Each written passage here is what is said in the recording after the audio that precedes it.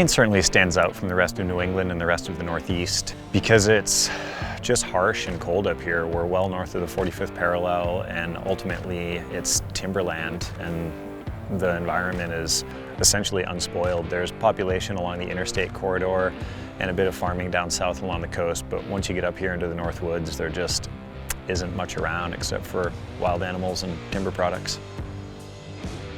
Racing in New England, we had the Trail 66 series, and it was downhill, cross-country, dual slalom, and if you were an excited kid, you would race all the disciplines. And racing downhill, especially here at Sugarloaf, where we had a combination of these ski runs and passing through these little forested clumps between the runs on these awesome, fresh, rough, rugged trails, really taught me a lot about maintaining momentum and just riding smoothly. So I was really lucky to have that downhill exposure as a kid. I think the transition from the Maine mountain bike point series in the 90s to the Olympics the foundation was definitely laid here. You had to be resourceful and optimistic and have a lot of determination to ride successfully in this countryside, and that ultimately is what carried me to the highest level of the sport. Learning the mountain bike in Maine was an interesting challenge. The running joke has always been you basically either figure it out or stop doing it. The trails are just raw and rough and rugged, so you learn a delicate touch early on.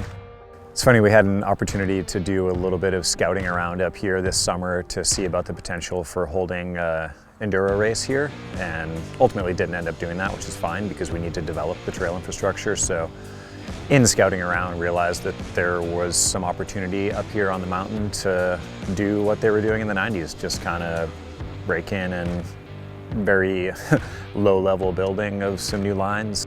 Basically, we showed up, did a little bit of a feasibility study, found the best place to stick a trail, and the next week we were breaking it in, and a week after that we were riding it.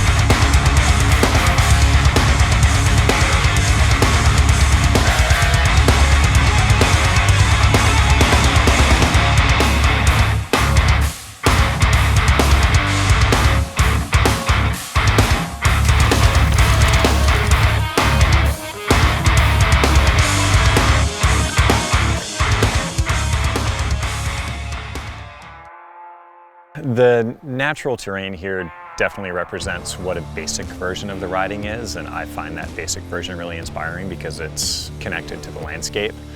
All of the machine-built trail that's around here is excellent as well because it gives you an opportunity to really travel efficiently through that landscape. This trail is easier to build and a lot more difficult to ride. When thinking about designing a trail, the common denominator is selecting the path of least resistance, and that's always been the goal with these just raw trails that are around the state of Maine, is that it's such a rocky, challenging landscape that the only real design parameter is where you can go. And where you can go typically is a pretty inspiring, rough, rugged piece of the earth, and if you just clean it up a bit and ride through and see what you discover. Yeah, the further north you get just in the world, the bigger the opportunity gap is, so it feels good to me to be back here in Maine and contributing to the inspiration of some opportunities for people in the future to follow a similar path that I was so incredibly fortunate to have. The influence of the lack of population in this northern part of Maine just made us resourceful and independent, and that's served me really well in life.